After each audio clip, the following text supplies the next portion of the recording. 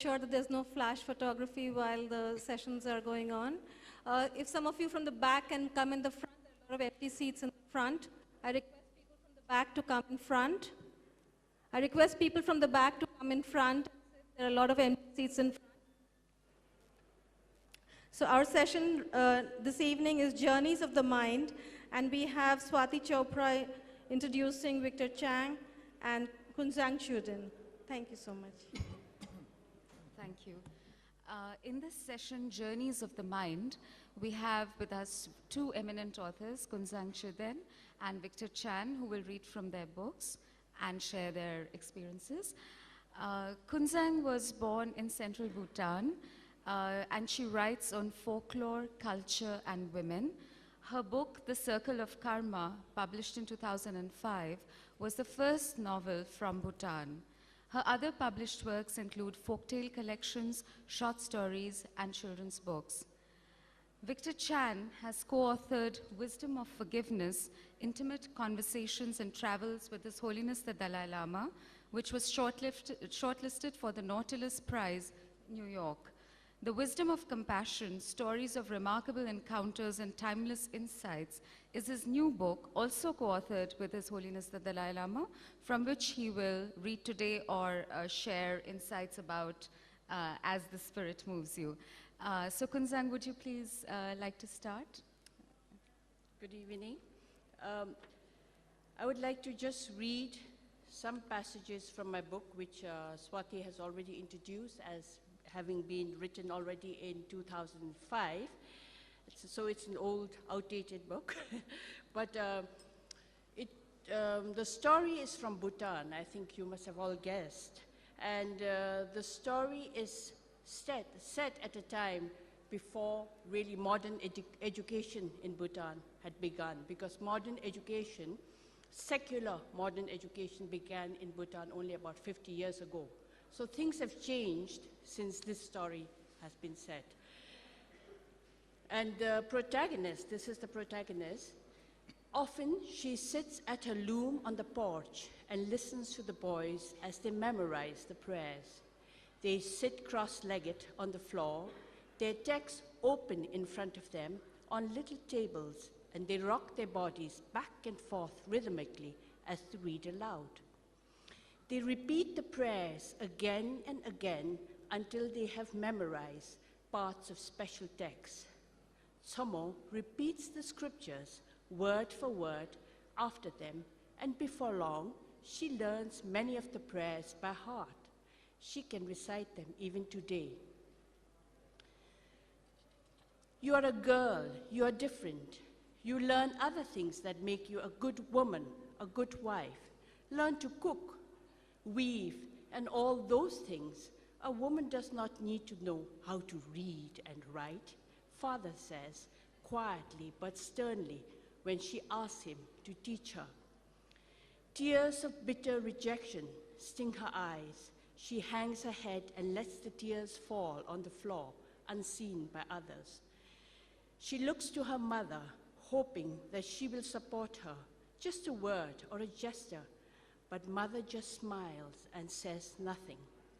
Tsomo only sees the same curious expression on her face, a smile that merges into sadness, a smile of resignation and acceptance. Tsomo feels the same smile spreading on her face. Years go by, and she realizes that Father does not relent. That is the way Father is. He says little, but whatever he says is final, and no one dares to question him. What can she do?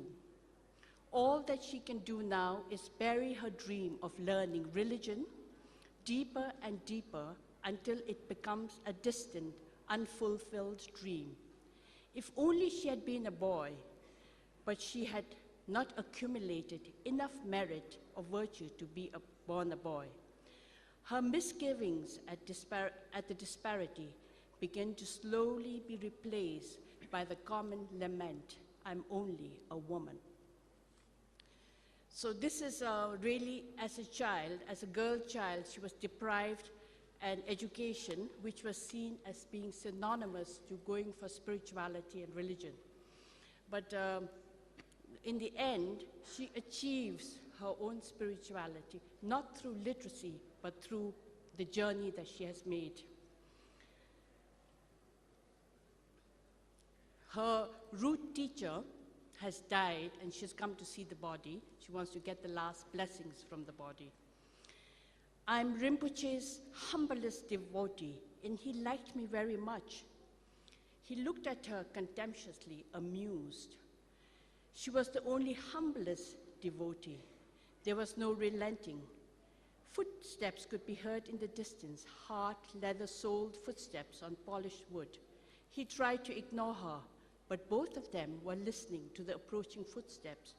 Two important-looking men with kadas, that's the scarves, in their hands came in the view. They just lifted off their shoes, and without even so much as glancing in the direction of the gelong, they went straight into the room where Rinpoche's body lay. The gelong smiled foolishly. They are not like you. They are powerful businessmen and important devotees of the late Rinpoche. You see, I cannot stop them. Go in, but be quick. He allowed her the entrance in flushed condensation. The two men had just prostrated themselves and were offering their kada to Rinpoche's body, which was covered in colored silken scarves. The only distinguishing part of the body, Rinpoche's head, was Rinpoche's head, which carried the brocaded crown. Tsomo looked up, tears streaming down the cheeks, repeatedly saying, I'm here for all I'm worth. Suddenly, the layers of the multicolored scarves wrapped tightly around Rinpoche's body vanished, and Rinpoche smiled at her mischievously. His lips parted in the laughter she knew so well. He was certain he was going to say something funny or tease her, had not the sullen gelong appeared at the doorway and rudely gestured her out.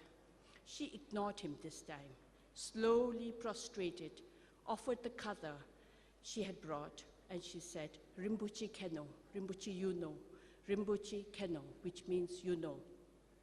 It was the last smile, but it was etched in her mind, and it'll be the mandala of all her concentrated prayers and meditations. She carried the smile as it rested on her shoulder like a butterfly, but as real as the clothes she wore. The smile seeped into her, soaking her in blissful contentment, and she began to melt, trembling slightly, her knees knocking against each other. She faltered and stumbled as she tried to walk towards the door.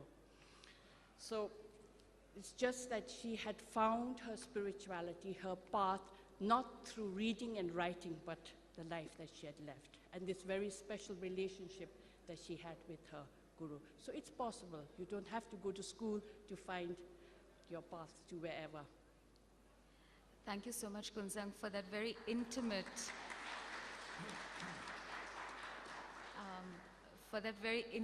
insight into a woman's life and also a woman's spiritual life. And I would now turn to Victor Chan for another kind of a glimpse into spiritual life, which is through interactions with somebody who's at the highest level of that. I mean, this is somebody we could say who's at the grassroots level of that hierarchy, and His Holiness Dalai Lama is at the head of it. So a glimpse from that perspective from you.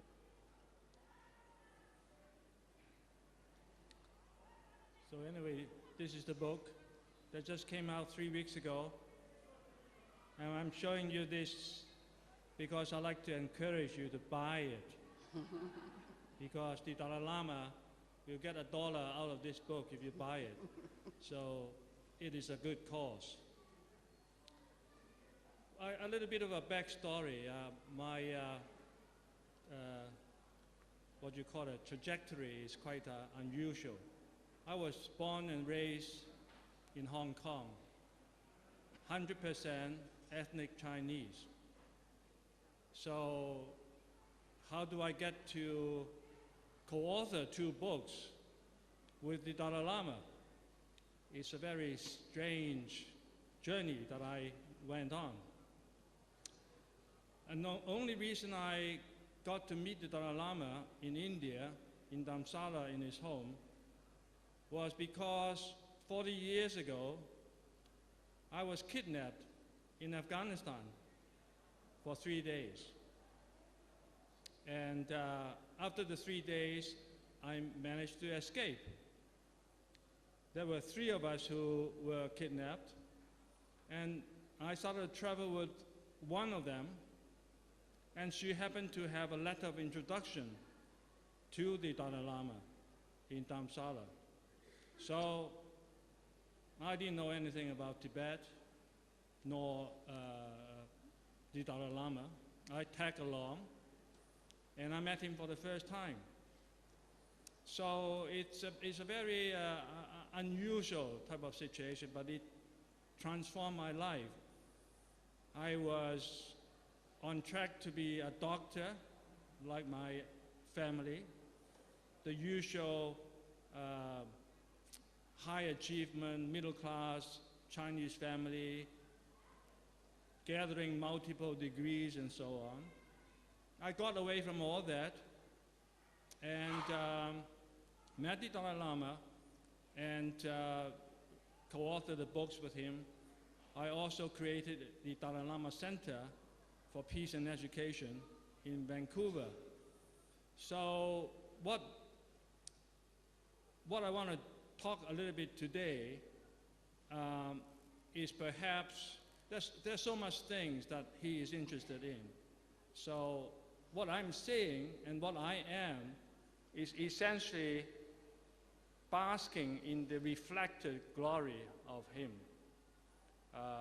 So when I'm talking in this way, when I'm saying, for example, he has a great deal of interest, as you heard today, of investigating reality with scientists.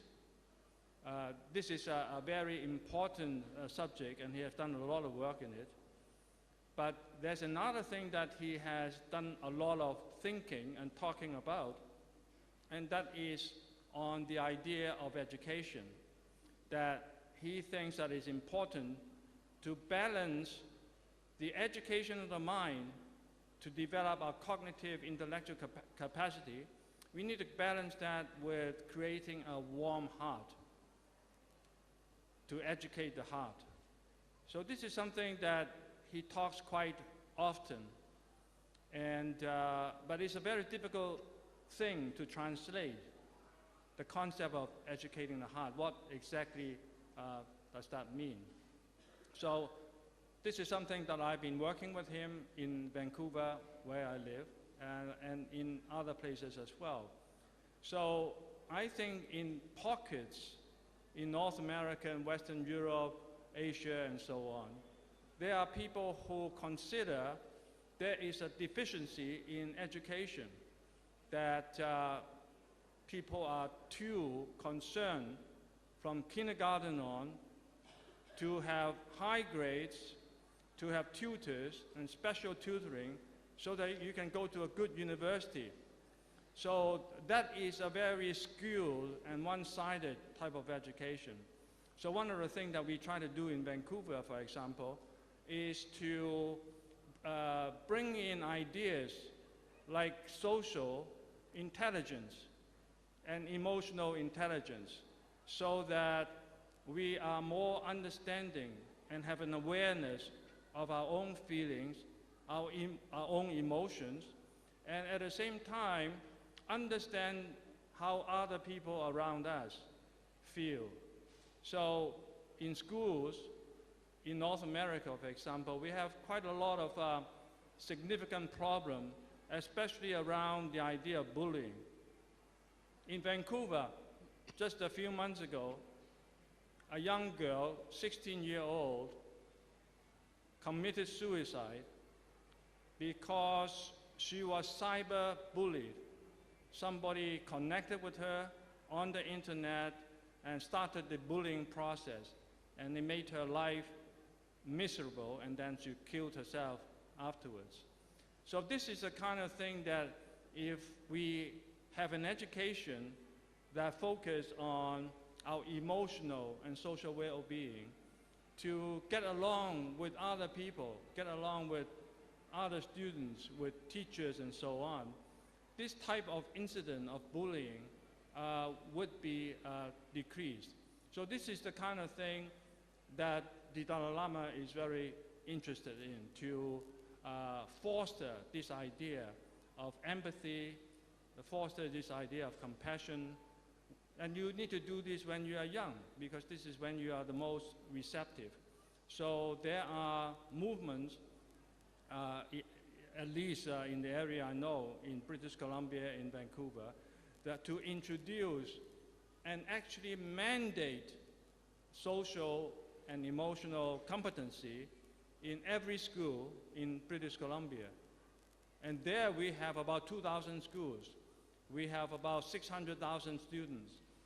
And I'm happy to say that it looks like in 2 years' time, 2014, 2015, the Ministry of Education in British Columbia will mandate social and emotional competency in every classroom in the province. And this comes about because the Dalai Lama came to Vancouver starting in 2004. He came again in 2006 and then 2009. And whenever he comes, he's talking about the importance of educating the heart. So after some time, the idea sinks in.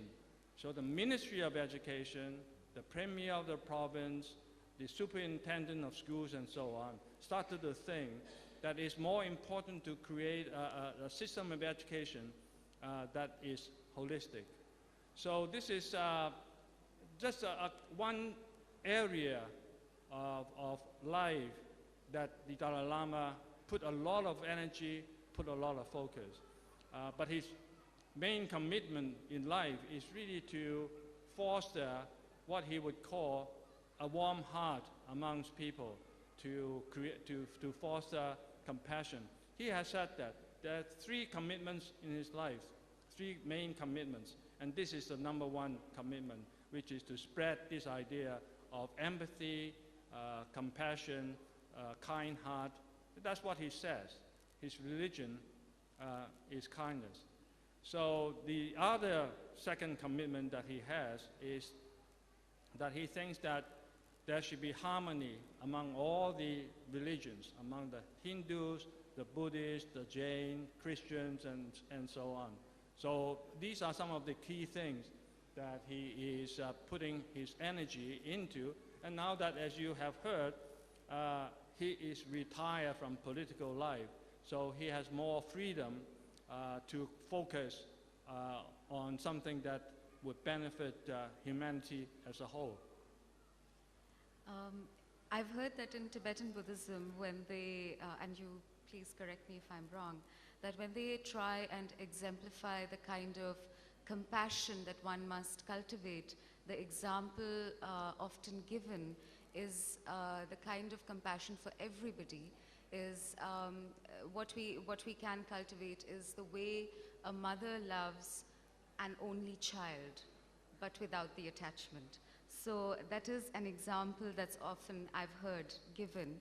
And I wanted to ask actually Kunzang, that when we speak about educating the heart, and you read an extract, a very evocative extract, of how this woman is not literate and has not read the texts, has not done any practices in a very formalized way, but she has a compassionate and warm heart. So what can we learn? How can we look at educating the heart from that perspective? What can we learn from those women? It's one thing to say to educate the heart and make the heart grow warm, but it's difficult to say that you have to do this and this and this and that to make your heart warm or big. I think the sign of the heart being big and warm and open is when you see something that's not correct, see something that's not just, and it hurts the heart. So I would say, not in the medical terms, a weak heart, but a sensitive heart, a soft heart. If you, today the Dalai Lama gave us the example of the boy that he saw on the way in Mumbai, or in Banaras, and how it really hurt, and you could really, I don't know, maybe it was the condition, it was the way it was today, but when he talked about how he felt, you could feel that his heart hurt. It was not just an example that he was giving of this paralyzed boy on the street, that he actually wanted to get out and do something about it. It's the raw urge for you to do something about it. Because what happens, I think what happens in today's world is we see so much that we are blinded. We no longer we see them physically, but it doesn't go into the heart.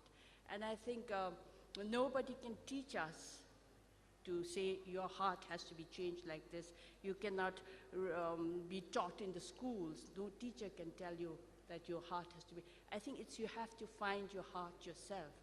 And I think from a very layperson's, I'm not a scholar on Buddhism, I'm not a real serious practitioner, but I think what we have to all do is first find ourselves and find our hearts.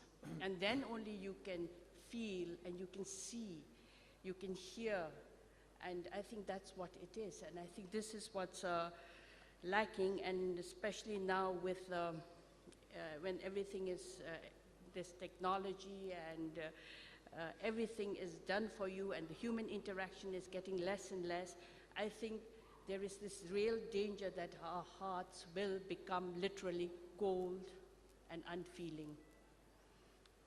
So.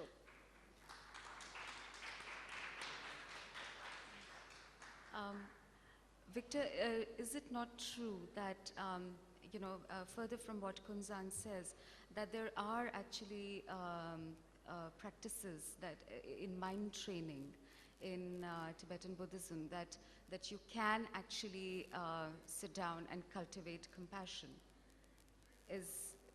Would you have an insight into that?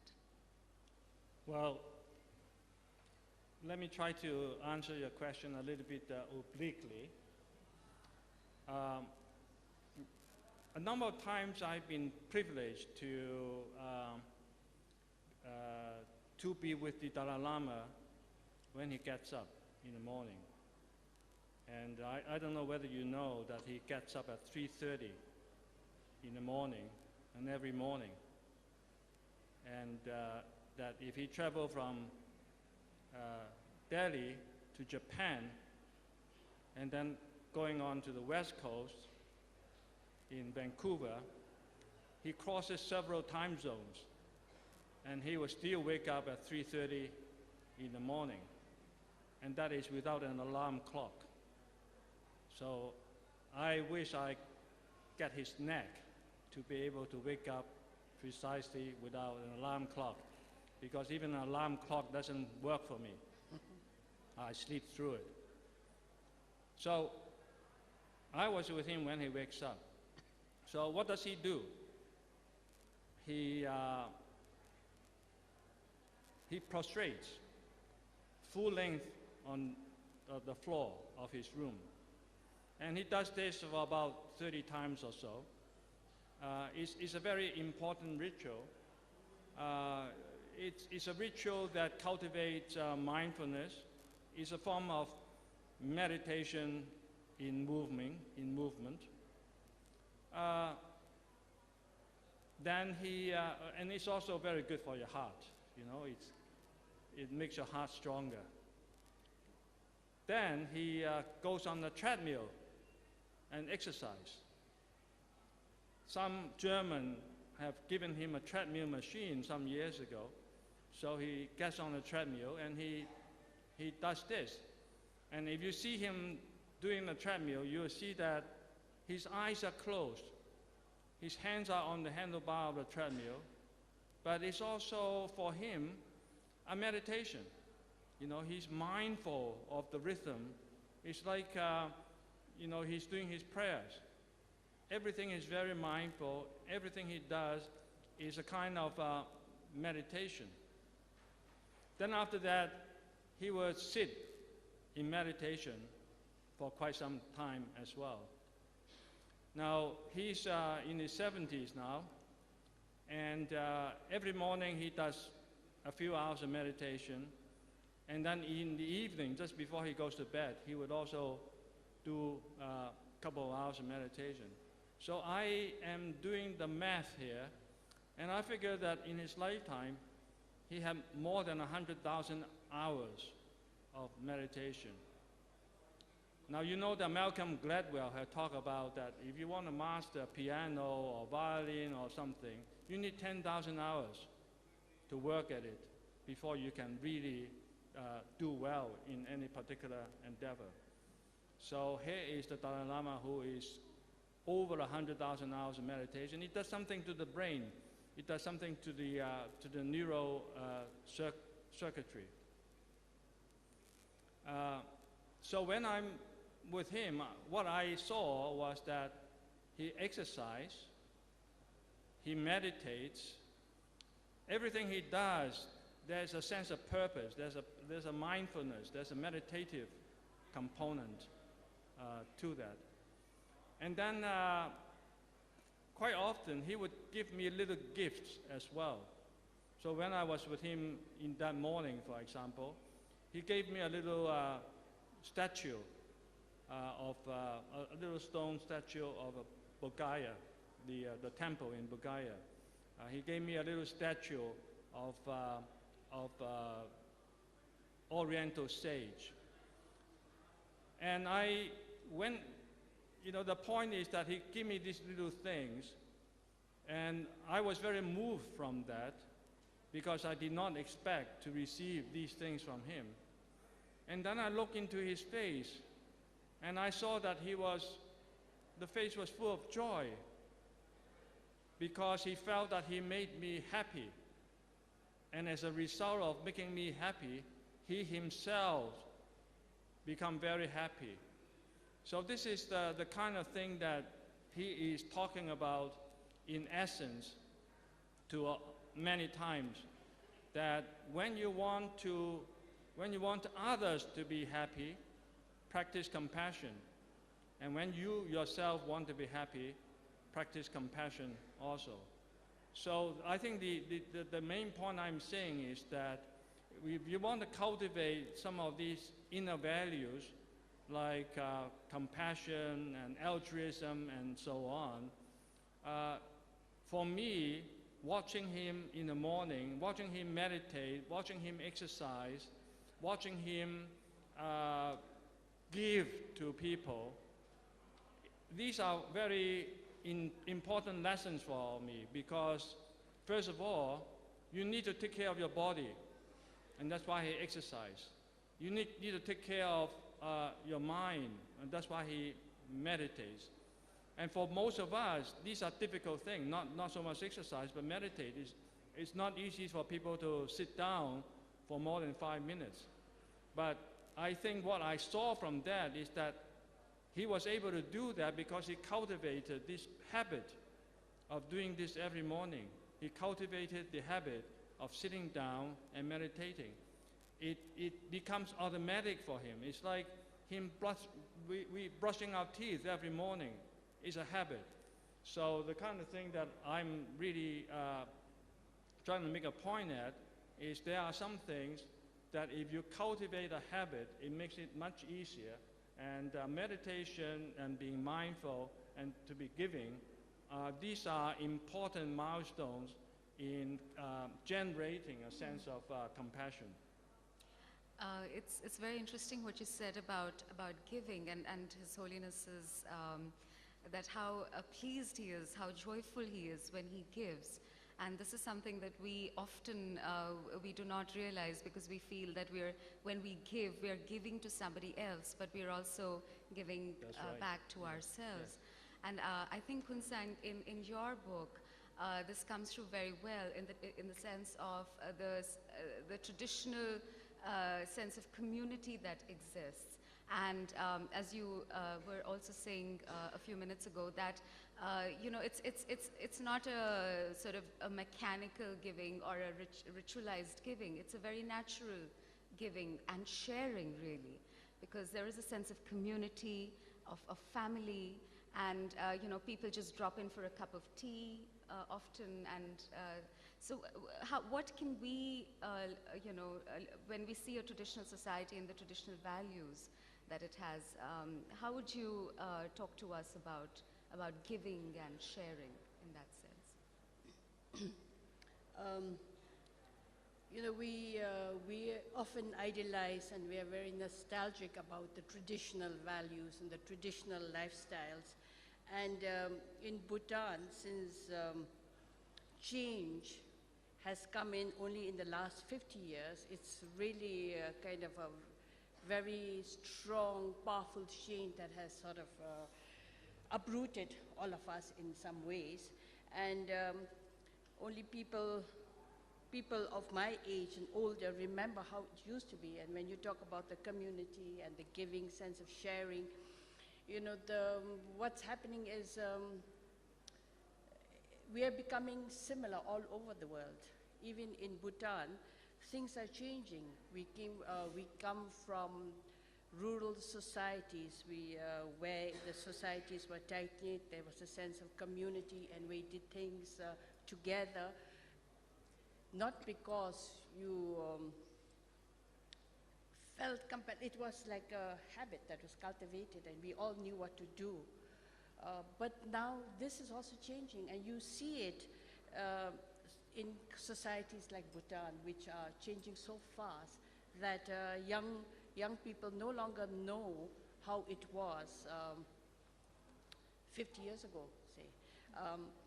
And everything that's new, whatever is there, all the changes they've come, they live within, they think that's how it was always. And I think there is a need for us to also look back and see what were the things that were there and what, not everything in the past was good, but there are some values that we are losing. And I think the sense of taking time and practicing and mindfulness, or we just do things because we have to do 9 to 5 work and go home and do. There is a sense or a pattern of hurried, routine things that are not meditative and not thoughtful. They are routine. And older people like us seem to value things that were not timed, that we were not in deadline. For instance, look at, in Bhutan, just recently we had a big empowerment, a religious empowerment, and there were thousands of people that just came together and sat in the press as if they had nothing else to do. They just the farmers dropped their plows, and the women stopped their cooking and things like this. And people from outside cannot understand how. They say, how can you do that? How can you just stop everything? What happens with your economy? And I feel that old traditions of giving value, that value to improving yourself as a person. The Dalai Lama today talked about questioning your gurus and analyzing it, but a lot of us still work on habits. A lot of us still work with devotion and faith. We don't question, and that for us is quite comforting. And many of us don't understand levels of meditation, or we don't even know how to say mindfulness, but we do things that unquestioningly, we don't have any hesitation or doubt about what we're doing. We feel it's good for us because life is transitory. And everybody, the fact that you're born, that you will have to die, and this life is just a journey, and you have to prepare for the next journey, because again, the Dalai Lama said he doesn't believe in reincarnation, but I believe in reincarnation, and I believe that this life is a preparation for the next. And I think this helps people like us who don't understand the higher Buddhist teachings and things like this, the habits that have come down for generations and that we've learned from our parents. It helps us to give meaning, cohesion to our lives. And I think that's what my protagonist in my book is doing. She cannot read or write, but she thinks that's what people in the past have yearned for, and that's how they found themselves. And we find ourselves going somewhere, not because of, no, we don't have treadmills to meditate, we don't have the time to prostrate, but we live our life with the simple things that we believe very strongly in it. And I think, actually, of course, Bhutan is changing, and it's not Shangri-La, obviously. No. And you would know that better than anybody. But I think the way that Bhutan is trying to manage change is also interesting, because they're trying to somewhere preserve and not throw everything, not throw the baby out with the bathwater. Is the sense that we on the outside have, is that there is a respect for the values of, well, not just traditional values, but there are also Buddhist values, you know, and this, you know, prioritizing happiness over material progress, for instance. And only good things happen there. And as you've rightly said, we are not a Shangri-La. And of course, because we are such a late comer to development and progress, and because we are very small, I think the whole of the Bhutanese population is, I mean, the number is equal to what is here today. We are very small.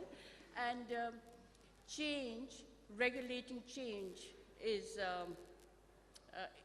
change is welcomed. Nobody wants to, you know, life was short and hard before development came. We don't want to go back to that.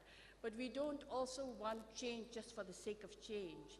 And things have been a little bit regulated, and it has not been, it's much easier to say that, you know, we want things like this and like that. But it's also now, since the last 5 years, we are a democratic country, and there are people who are expressing themselves. So it's, change cannot be actually stopped. I mean, there are no boundaries with the space, the cyber information that's coming in from all over. And older people worry about what the changes are going to be. And we have problems that every country has, especially with young people questioning, with the dissatisfaction, with the restlessness. And I think what we have to be is pragmatic and expect the best and the worst. And maybe as a Buddhist nation, maybe we can only pray and hope for a middle way that we can survive. Victor, how do you, I mean, the Dalai Lama, I think, has seen more change in his life than most of us, than a lot of us. He's older than you. Well, I think by a few years. But what my question was that what can we, and you have, when you look at the Dalai Lama today and you have seen him over the years, how has he personally responded to change, and what can we learn from that? Because change, impermanence is one of the truths of life. So. Well, the question is how he responds to change. How has he? Yeah, how has he? Because obviously he's not thrown by it. He's you know, made the best of what he has in his changed circumstances. He's you know, done whatever he needed to do as the leader of the Tibetan people. He's tried you know, to do as much as he could, and in his political and spiritual roles, and achieved maybe much more than what one could have thought he would as an individual. So when you look at the Dalai Lama, how do you think he has used actually change, he's turned into an advantage rather than a disadvantage? Well, I think this is one thing that distinguishes between the Dalai Lama and with most people. And that is simply when he was a few years old, he was inducted into the Tibetan monastic system. So when you are in that type of system, to me, there are essentially two things that you are focusing on. Number one is you want to spiritually evolve and improve yourself. And what that really means is to develop compassion in a very non-trivial, a very significant way that goes beyond an intellectual understanding of compassion. And this is why I mentioned the over 100,000 hours that he did so far in meditation, because it is something that over time changes your neural circuitry, and over time embeds some of these important values like empathy and altruism in your genetic makeup. So this is one thing that he has done for essentially 7 decades to improve himself as a human being in the sense of enhancing as much as he can this capacity to be compassionate. And the second thing, key thing about the monastic system that he went into is simply that he's always asking a single question: how can I serve other people? How can I be of help to other people? And when you have thought about this, meditated on compassion for over 7 decades, again, these things get embedded into every fiber of your being. So in that sense, I think that he has never changed. You know, talk about impermanence and all that, but these key principles are something that is a bedrock to him. It doesn't change.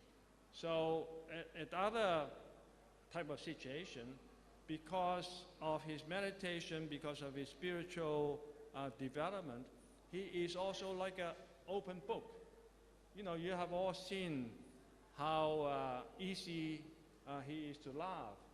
If you ever seen him with Desmond Tutu together, they're like 2 8-year-old school kids together, rolling on the floor and just having a high old time, you know? So this is the kind of openness that comes naturally to people who are on the path of spiritual development.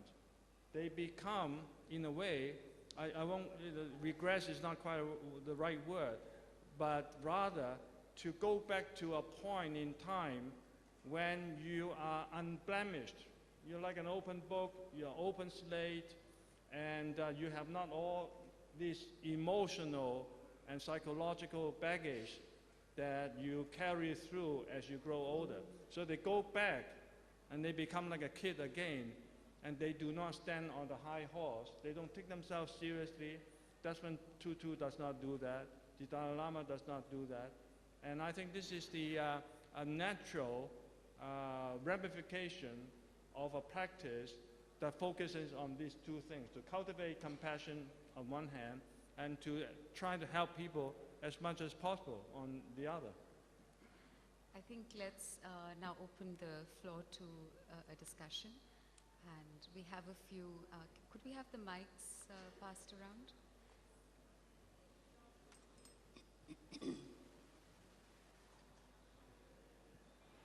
Good afternoon. Thank you very much to our esteemed panel. Good afternoon. Thank you very much to our esteemed panel. I concur very much with your thoughts and His Excellency's thoughts that we can actually combat selfishness and cowardice in favor of building a sense of compassion and altruism. But my question is, how do we create that impetus in the average individual whose sole focus is greed and furtherance of material possessions, how do we create that impetus to want to change? And particularly in our youth, as His Excellency was talking to them, what can they do? Second part of the question is, what can they do to actually really help change the world and change us?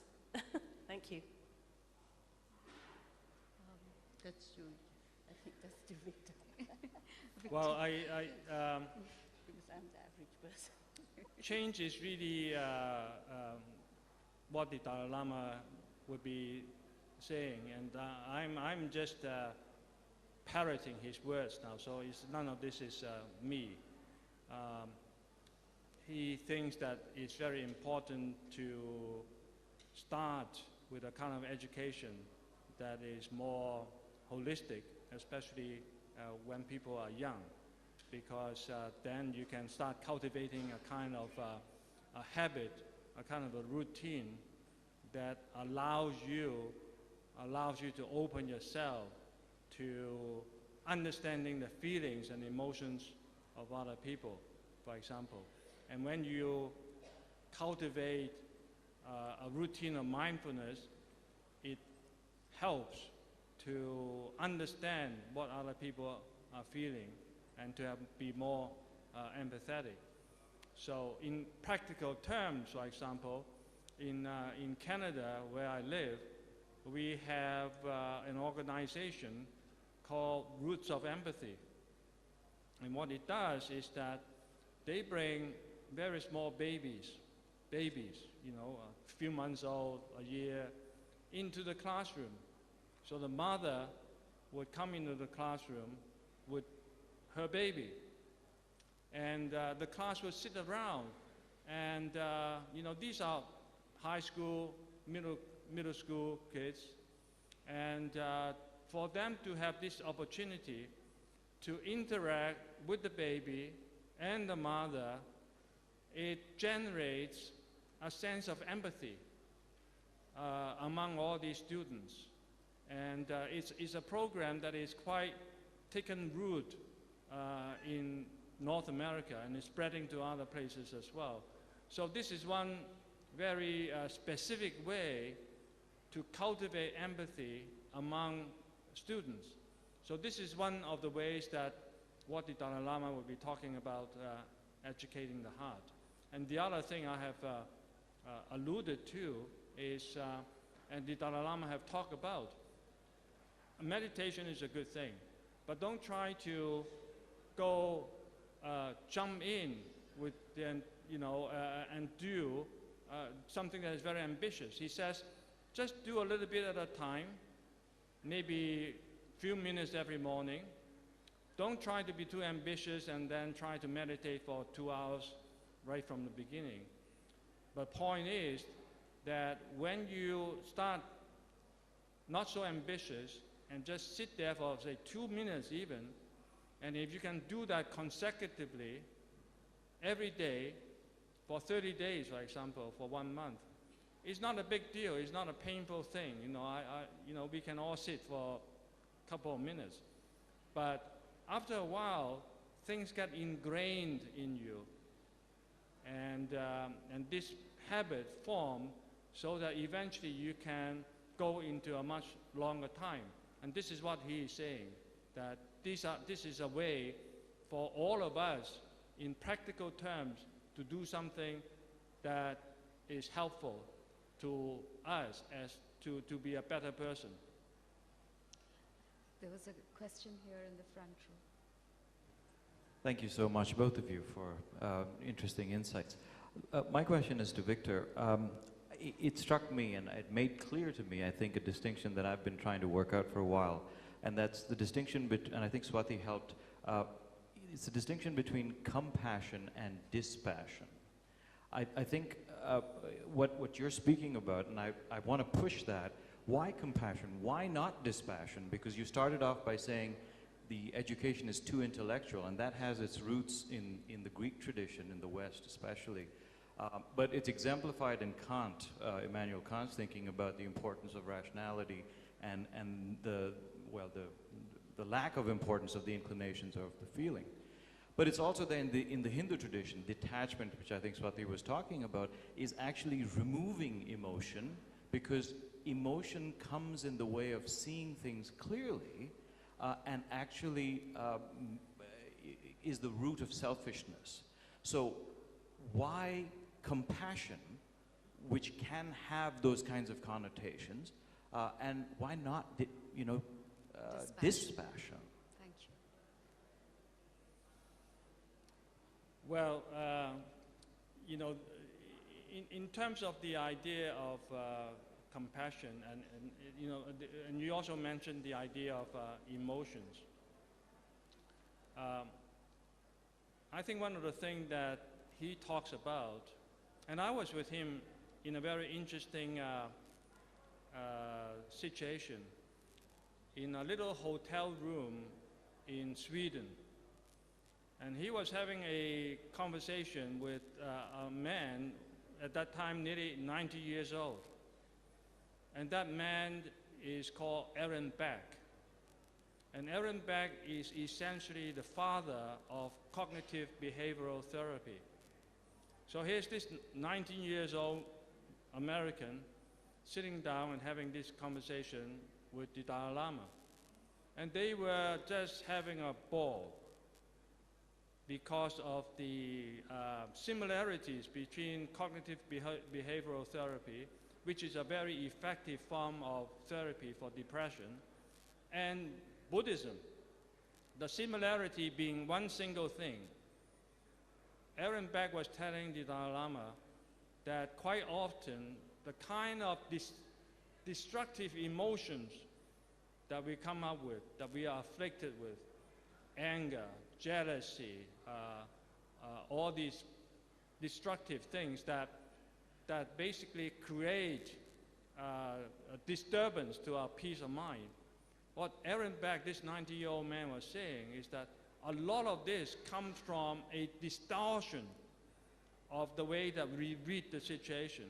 And he called that a 90% distortion, that most of us, when we are in that type of bad situation, is because our emotions get distorted in a very significant way.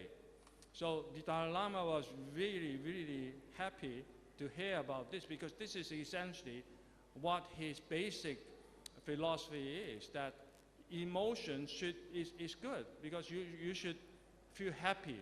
You should also have the capacity to feel sad, but they should not be distorted, because once your emotions and your understanding of something is distorted, this is something that causes a destruction in your own mind and create this disturbance, so that you don't have peace of mind anymore.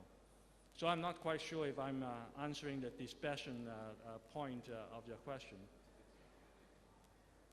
And I think actually the Bodhisattva is an interesting example of the dispassionate, compassionate ideal, because the Bodhisattva has the option to sort of pass into nirvana and the personality to be extinguished. But they choose, I mean, according to the ideal, they choose to return because they have vowed to in their great compassion, they say that we cannot achieve nirvana until everybody else also can achieve. We can help everybody else also reach that state.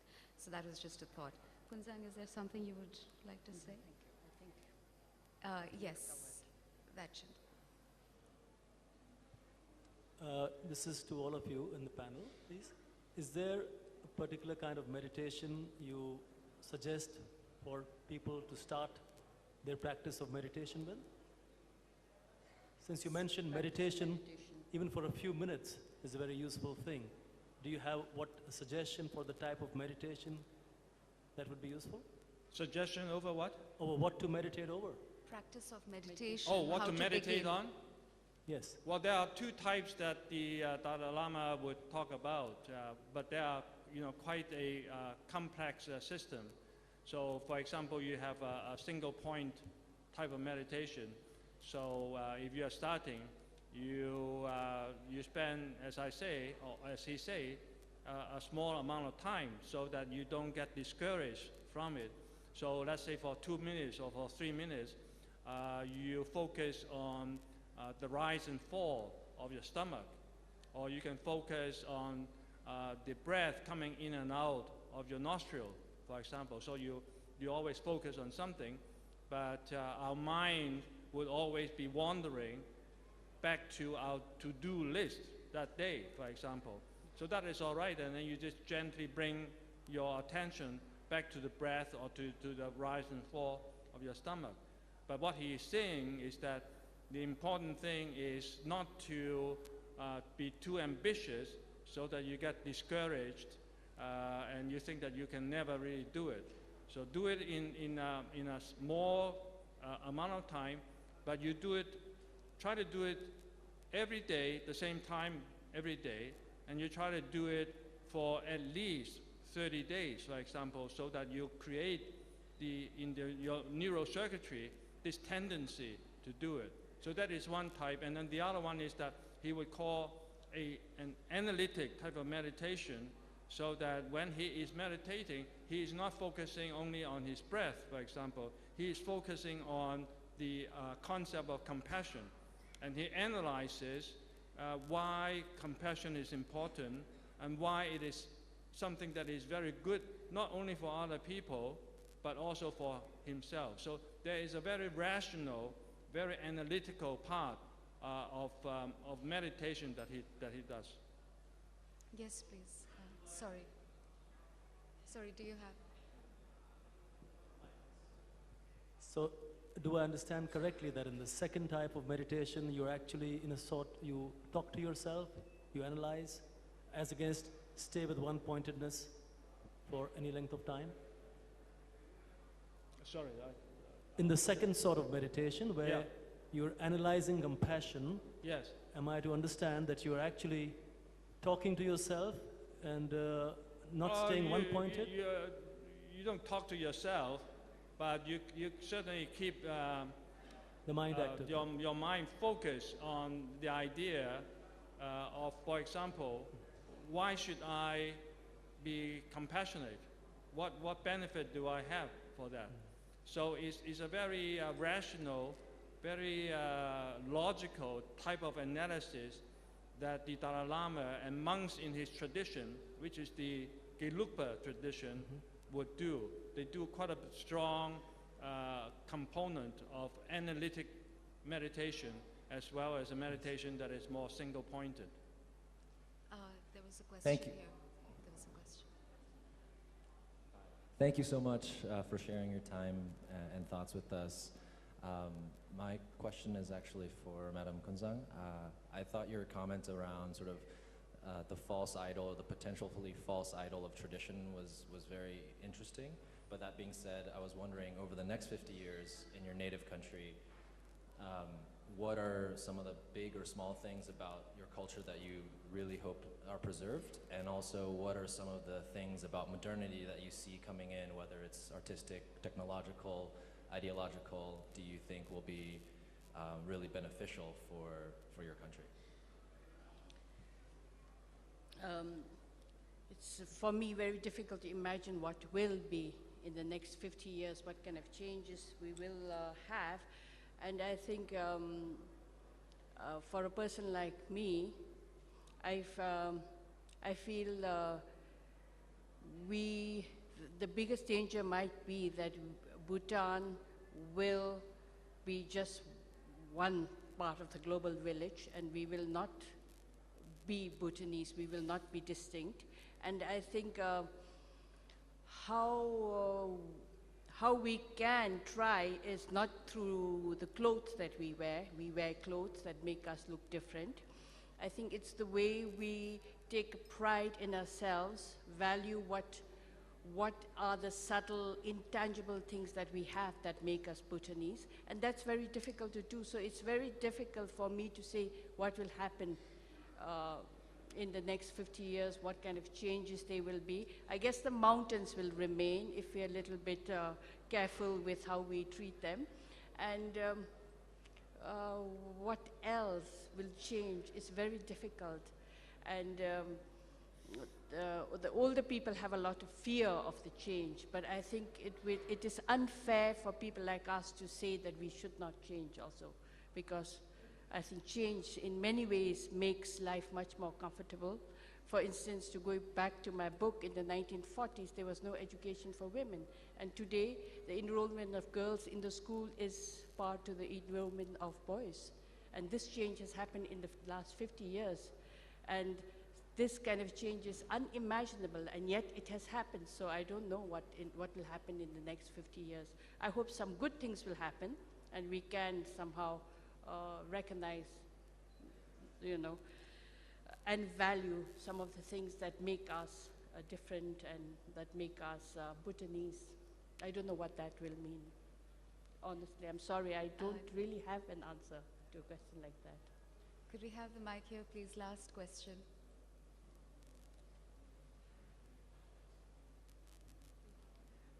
This is a question both on the spirituality aspect of life and compassion, and to me it seems kind of ironical that even in your internal races, that's the parts which are getting left behind.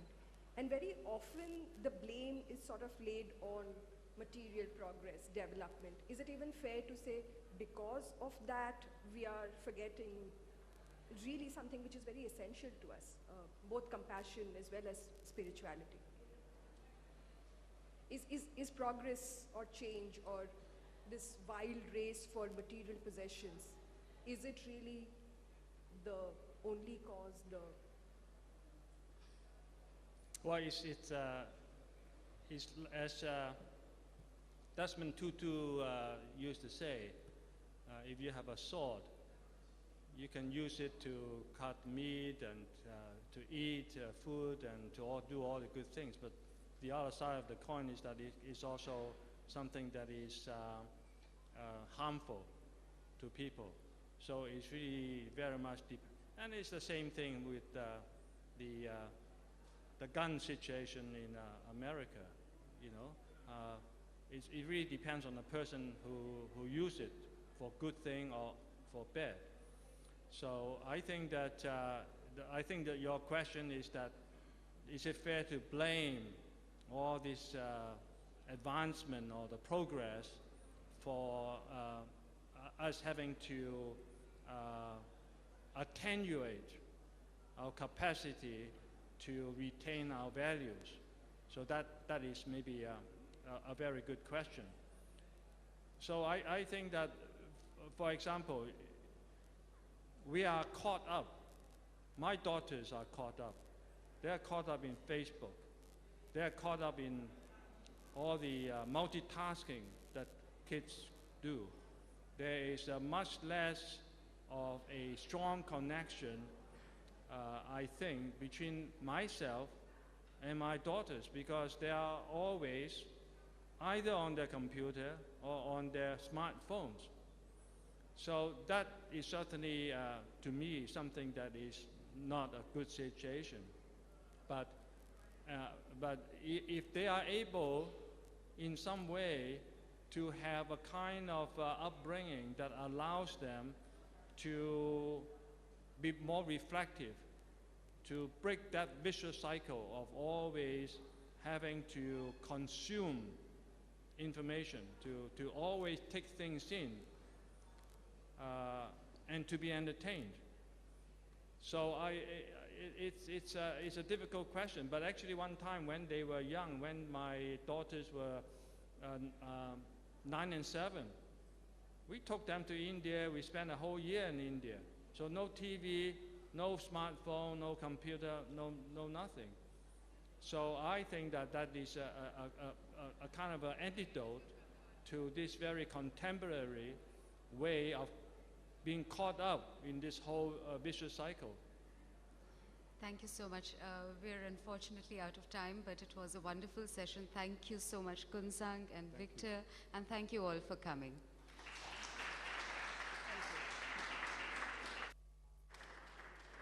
On behalf of the organizers and the sponsors, I'd like to thank Kunzang Choden, Swati Chopra, and Victor Chan. This was really a deeply thoughtful and philosophical session on karma, change, and compassion. And we have small gifts from our organizers. Thank you so much.